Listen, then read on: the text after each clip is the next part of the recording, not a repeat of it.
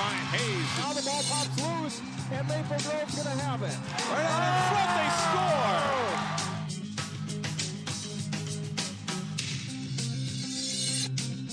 Welcome to Sports Jam. I'm Jay Wilcox. I'm John Jacobson. This week on the show, conference golf and track and field highlights, plus playoff softball. And we'll meet a catalyst for the talented Maple Grove softball program in our Sports Jam Spotlight. Up first, playoff baseball. Wayzata earned the #1 seed for the Section 6 3A tournament. Cooper shut out Benilde St. Margaret's in the opening round, putting the Hawks into a second-round matchup with Wayzata.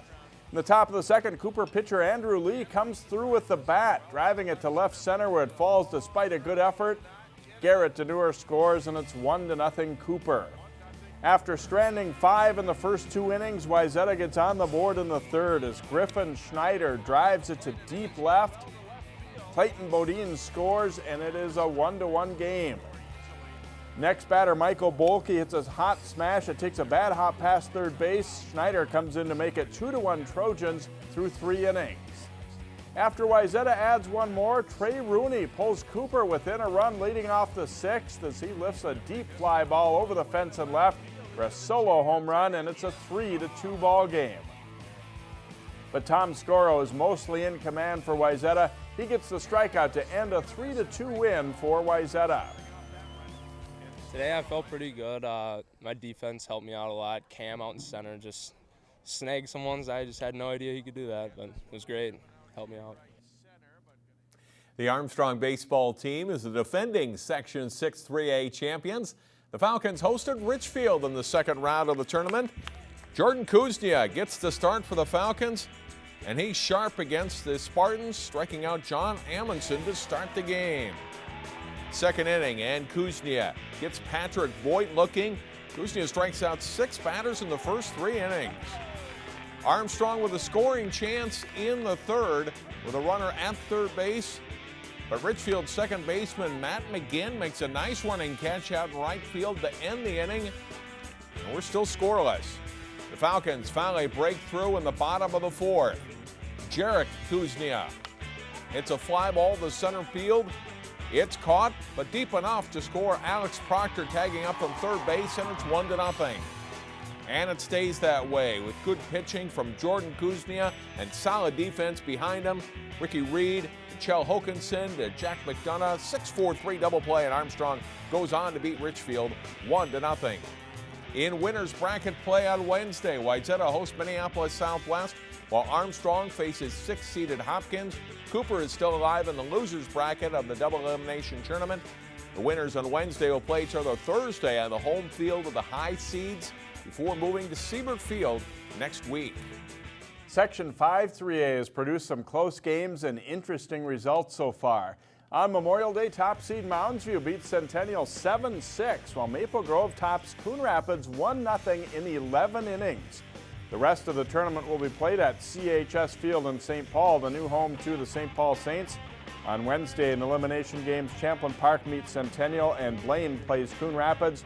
Maple Grove and Mounds View meet Friday at 8 o'clock in the winners bracket final. Bracken Providence Academy won their opening games in Section 5 2A and are into the double elimination rounds, likewise for Heritage and Maranatha in Section 4A. Track and field athletes in the Northwest Suburban Conference had great weather for day 2 of their conference championship meet at Coon Rapids High School. And we'll start with one of the field events, defending state high jump champion in Class AA, Jeremy Johnson. He goes 6 feet 6 inches, tying for the best jump of the day. With the girls' 200-meter dash, lane 2 toward the right, Blaine's Alyssa Nebo. She wins in 25.66 seconds. Champlin Park's Tanya Horton, Maple Grove's Denitra Lee, and Park Center's Fashayo Io Bombadeli all place in the top 6. Boys 200, it's Evan McClellan of Armstrong in the red in the middle of your screen. He takes the title in 21.43 seconds. Sam King and Corey Mensa, both of Champlin Park, finished 3rd and 4th. Jonathan Johnson of Champlin Park placed 2nd in the long jump, as best leap 21 feet 3 3/4 inches. The Blaine boys win the conference meet with Anoka and Champlin Park close behind. Osseo is 8th with Armstrong 9th. Maple Grove 10th, Park Center 11th, and Totino Grace 13th. Park Center's Terrence Howard was a double winner in the shot put and discus. Plains girls also win the Northwest Suburban Conference meet with Champlin Park just 2 points back. Elk River was third. Armstrong placed 7th. Maple Grove 9th. Catino Grace 12th. Park Center 13th. And Osseo 14th. Champlin Park's Allison Garrett won both the long and triple jumps. Conference golf tournaments took place last week, and there was not much wind on a beautiful day for the Northwest Suburban Conference girls tourney. Sarah Santowski with a birdie try for Armstrong on the West Course #1 at Bunker Hill. She'll make par on the hole. She tied teammate Shelby Kiefer for 4th place on the day. Though she struggled some in this round, Park Center's Sam Berg has been the Pirates' most consistent golfer this spring. Nice chip for Berg on the East Course's 9th green. Taylor Minger of Champlin Park with a birdie putt try from just off the green on West 1. She'll miss the birdie, but helps the Rebels to a 6th place finish in the 14-team conference tourney. Maple Grove's Jen Galloway rolling in the putt on 6 West. Maple Grove finishes in the tie for 7th as a team. And a good chip here on the 7th green by Osseo's Maddie Gorman. Gets her to within about 3 feet of the cup. As we look at the final team scores for the day, Elk River takes the top spot, 7 strokes ahead of Armstrong. Blaine and Spring Lake Park tie for 3rd. Champlin Park is 6th. Maple Grove ties for 7th, and Park Center, Osseo, and Catino Grace are all in the 10 through 12 slots. In the boys conference tournament, Blaine takes the top spot, 7 strokes ahead of Maple Grove. Catino Grace is 6th. Osseo 8th, Armstrong 9th, and Champlin Park 10th. Osseo's J.J. Svack and Matt Lutz of Catino Grace tie for medalist honors with 74. It's a different feel for a Lake Conference golf with just 5 teams, but the competition is pretty tough. Bobby Frusini of Wayzata on the par 3 17th tee at the Ridges of Sand Creek. He goes on to par that hole.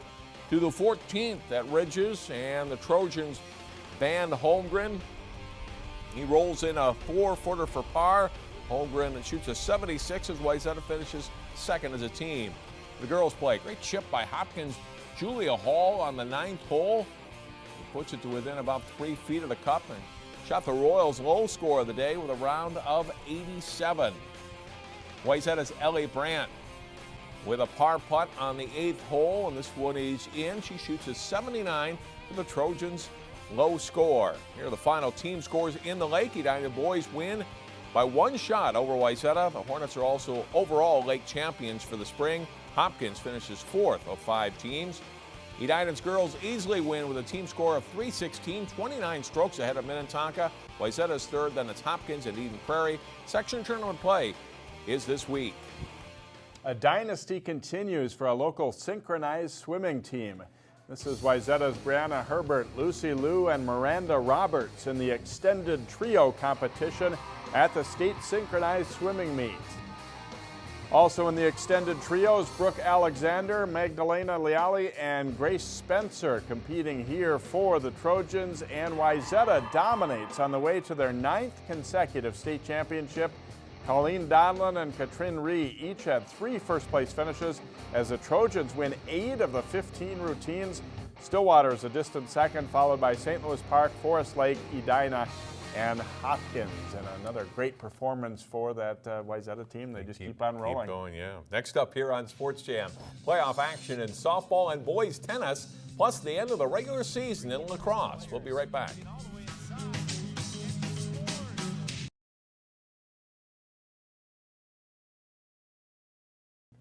Welcome back to Sports Jam, and time to talk playoff softball. Maple Grove is the #1 ranked team in Class 3A. And the defending Section 5 3A champion Crimson faced Park Center in a winner's bracket semifinal game last Thursday. Bottom of the 2nd inning, and Maple Grove's Megan Mulcrone singles to center. Maddie Gordon scores from second base, and it's 1-0 Crimson. Leading off the bottom of the 4th, Mulcrone comes through again. She slugs a pitch over the fence in center field for a home run, and it's 3-0 Maple Grove. Later in the 4th, Sydney Smith rockets her 2nd run-scoring hit of the day. A solid single to center, bringing in Taylor Rosacker with another run. Crimson lead 5-0 through 4. Pitcher Smith throws another shutout. She's had a lot of them this year. She's now 16-0 as a pitcher this year, fanning 13 on the day. Maple Grove moves into the winner's bracket final. So it's Wednesday at 3:30 The Crimson taking on Spring Lake Park in that winner's bracket final, while Park Center and Rogers play. The loser of that game is out. The tournament championship is set for Thursday at Rice Creek Park. We'll meet Maple Grove's Sammi Sadler in our Sports Jam Spotlight. In Section 6 3A, Wayzata knocked off three-time defending section winner Orono in round 2. That put the Trojans up against number 2 seed Buffalo. Wayzata strikes in the bottom of the first. Reagan Palish bloops a hit that drops in right field. Anna Gimmelstead scores, and it's 1-0 Trojans. But Buffalo gets the bats going in the third. Mackenzie Johnson smashes a deep hit to the fence and left. It scores Sarah Hudson as the Bison even it up at 1-1 with more offense to come from them. Emily Hansen pulls a sinking liner to right in for a hit. Callie Wyckoff scores on the play, and when the throw gets away in the infield, Johnson also heads for home, and she'll make it easily. It's 3-1 Buffalo. Still in the third inning, and on her birthday, Elizabeth King celebrates in style, driving it a long way over the fence in center. And it's 5-1 Bison with that two-run shot. Wayzata makes it interesting in the seventh, trailing 6-1. Katie Walk tags it to the fence in center. Anna Westerberg and Gimmelstead score. Wayzata gets 3 in the inning, but they fall 6-4 to Buffalo. Also in the winner's bracket, Benilde beats top seed Hopkins 6-4. In loser's bracket play, Cooper eliminates St. Louis Park 2-0. Wayzata then bounced back to eliminate Cooper 14-5. Hopkins is still alive after whipping Orono. So Hopkins and Wayzata meet on Wednesday, with Benilde and Buffalo meeting in the winner's bracket final. Spots in the team portion of the state boys tennis tournament were on the line last week. Two-time defending state champion Wayzata meeting Armstrong in the Section 6 AA semis. One doubles, Nick Kasner's return sets up a volley winner for Steele Kowalczyk for the Trojans. Later, Kowalczyk volleys deep to the corner, setting up a smash winner for Kasner as they win in straight sets. To second doubles, Alex Schilling serve sets up the volley winner for Sam Schrader as they win 6-1, 6-0 for Wayzata. The number 1 singles, Nick Beattie in the far court for Wayzata, Nikita Schnesko for Armstrong. A good rally ends on a backhand winner by Beattie. Then Schnesko is forced to come to the net, and Beattie will play a nice passing shot as he wins the match 6-2, 6-3 for the Trojans. It's a good match at number 2 singles between Wayzata's Hank Lee and Armstrong's Hunter Fernelius. Lee gets the point here on a volley winner. And Fernelius wins the set and goes on to win the match. Wayzata advances with a 5-2 win, but they were upset by Edina 4-3 in the section final. In Section 5 AA, Maple Grove faced Mounds View in the final. Number 1 singles, Charlie Atkins with a perfect serve and volley for Maple Grove for a point. In the second set, Atkins serves and then rips a backhand winner, and he takes his match in straight sets. 2 singles, Sam Hartsberger takes the first set 6-0 with a forehand winner for the Crimson. Later, Hartsberger strokes another winner from the baseline, and he also wins in straight sets. But it's all Mounds View from there. Hunter Hack wins 6-0, 6-3 at 3 singles for the Mustangs. 4 singles, Petro Alex a straight sets winner for Mounds View, and the Mustangs win all 3 doubles matches, taking the section title with a 5-2 win. Section singles and doubles play is going on this week. And Breck is headed back to the state tournament in Class A. The Mustangs beat Fridley 7-0 to take the Section 5 championship. They'll meet St. Peter in the Class A quarterfinals. The section playoffs start this week in LACROSSE. The Osseo Park Center boys were looking to close out the regular season strong in the Northwest Suburban Conference. They played at Tutino Grace first quarter. Good passing by OPC, Mason Hodala, Noah Fleming.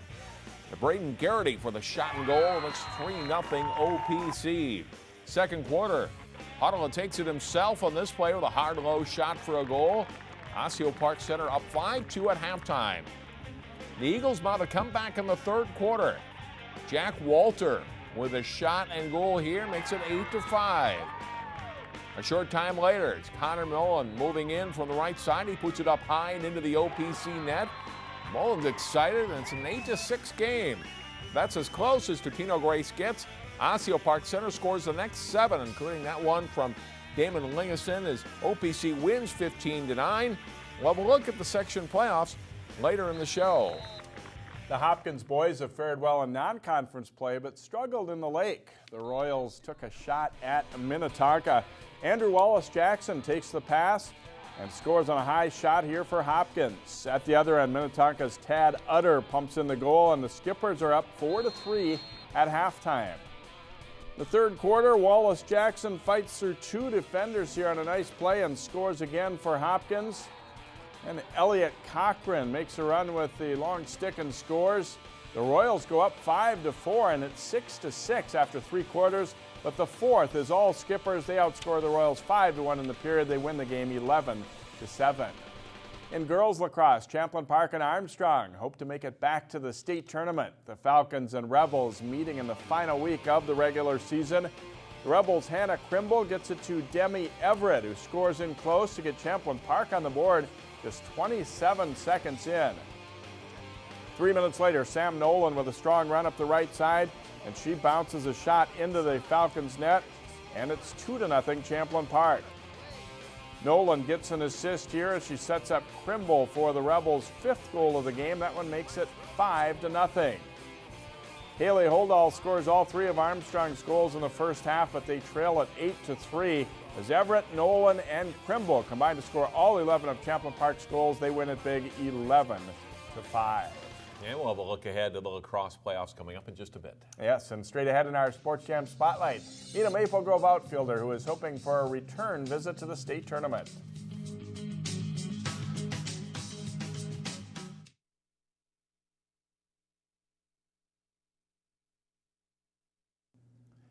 A veteran Maple Grove softball team is looking to get back to the state tournament. In this week's Sports Jam Spotlight, we meet a speedy outfielder who is a big factor in the team's success.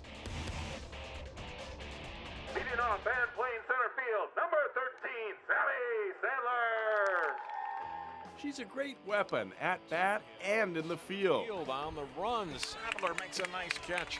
Maple Grove center fielder Sammi Sadler can really cover the ground in the outfield. I just think my speed is a good thing because not a lot of people have speed, but my brain and my speed combined together work really well because I can know where to throw the ball. And I mean, anything that's hit, she can kind of take it, whether it's to the right center gap, left center gap, right at her, strong arm in the outfield. She's really, when they talk about, being the captain of the outfield, those types of things, she's really kind of embraced that role this year and has kind of taken it to another level for us. Honestly, as a center fielder, she covers so much ground. Like, I basically play the line most of the time because I know that if it goes between us, like, even if I can get it, she has the way stronger arm. Like, she has a rocket arm, so she can get it done way better than anyone else. As a hitter, her quickness and ability to bunt or hit away effectively make Sadler a very tough out. She hit over 500 during the regular season. once again, my speed, I can hit. I don't have as powerful as a hit sometimes, and being able to beat that out helps my batting average go up a little bit higher and on-base percentage go up a little bit higher. So that helps out our team, so then I can get on base for Sydney to hit me in or someone else to hit me around. Sammi recently passed her older sister Kaylee, a great pitcher for the Crimson, for a batting record. Sammi passed her in hits for the program. So Sammi now has passed Kaylee up, and Kaylee's biggest complaint was, well, yeah, you can drop a bunt down and run. I got blessed with Dad's speed. My dad's posted on Facebook and everything. He's given my sister a little bit of a hard time, but yeah, we always make a competition in between each other, but it feels good passing her up. Kaylee Sadler had a great career for the Crimson and was Star Tribune Metro Player of the Year in 2012. Sammi Sadler has grown as a leader in the program. I was a lot more shy when I was a little bit younger, and being the little sister, I was like, oh, I'll let my sister take it over. But now I'm a senior, and even coming in through last year, I felt more of a leader. So I've been helping out like other players on the team, and it just feels good knowing that I have a big part in this, and along with my other captains, like we all get together, we all feel comfortable talking to our team. Kaylee pitches for Minnesota Duluth and will be a senior next year. Sammi will join her big sister as they'll become teammates for the first extended stretch ever. I didn't really want to follow her because I kind of wanted to go my own path, but after looking at the school, they have a great engineering program, which I'm going into. I love the team, and I just felt like I belonged there from like the second I saw my sister play, and I'm like, I really want to play with her, so it's going to be a great experience going up there next year. Maple Grove served notice that they were ready for the playoffs by thumping Anoka 10-0 in 5 innings to secure the Northwest Suburban Conference Championship. That felt great. We were not expecting that at all, but everybody's energy was up that day. Everybody just came out hitting and in a positive attitude, and when we all came together, it was perfect. The game it came together great. Though they've been close on more than one occasion, Maple Grove's never won a state title in softball. After a near miss and runner-up finish last June, Sammi Sadler and her teammates are driven to finish the deal this season. I've been to the state tournament 3 times, I think. I've watched my sister play in it, and I've always wanted that title so bad, and now we're getting up there again, and I feel like my team is going to go all the way. We all have the drive, and since most of our team is seniors, I think we all just really want that to go out with a bang. The Section 5 3A Championship is scheduled for Thursday afternoon at Rice Creek Fields in Shoreview. Maple Grove is one of 2 unbeaten teams in the tournament heading into the games on Wednesday. John and I will talk section playoff lacrosse when we come back.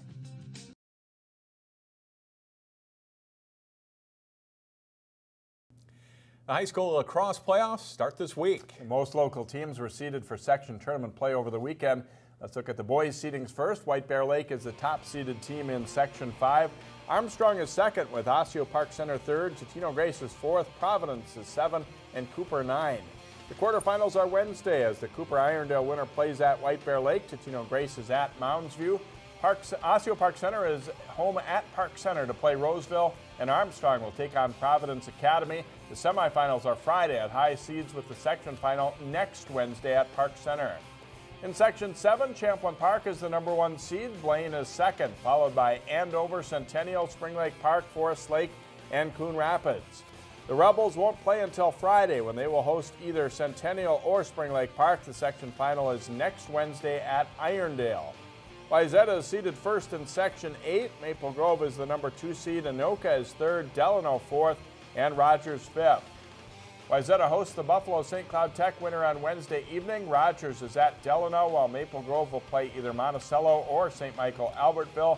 The semifinals are Friday with the section final next Wednesday at Park Center. And boy, John, a couple of those teams in particular, Wayzata especially, has had a great year. Champlin Park, maybe a little bit under the radar, but they've also had a very good year. Champlin Park, terrific season. Wayzata with a late season loss to Eden Prairie, but they'll be favored in that section. They'll get a test likely from Maple Grove perhaps in that section final. Let's take a look at the girls' seedings now in lacrosse.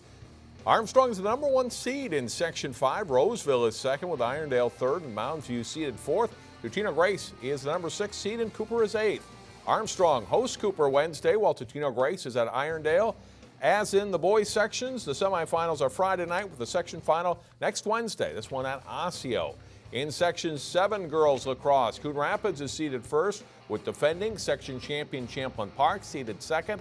Blaine is third and Osseo Park Center fourth. OPC hosts Forest Lake Wednesday at Osseo while Champlin Park is home against Spring Lake Park. Semifinals are Fridays, the section final next Wednesday at Irondale. Finally, in Section 8, Delano is the top seed for the girls, followed by Maple Grove, Wayzata, and Anoka. Maple Grove is home. They'll play either St. Michael or Buffalo Wednesday, while Wayzata will host Elk River. Semifinals Friday and the section final next week at Osseo. We'll take a break and come back and wrap up the show right after this. Check out Channel 12's new mobile app, now available for Apple, Android, and Windows devices. Go to 12.tv for more information. Get moving again after the long winter by joining in on the Step to It Challenge from May 3rd through the 30th. Get more details at 12.tv under the In the Community tab. Our game of the week, weather permitting, is the Section 5 3A softball final. If we have local teams involved, the game or games will be Thursday at Rice Creek Fields. Watch the replay Friday night at 7 or Saturday at 1 p.m. here on Channel 12. And that will do it for this week's show. We're back at a regular schedule next week. We'll see you starting Monday with a full show of playoff action.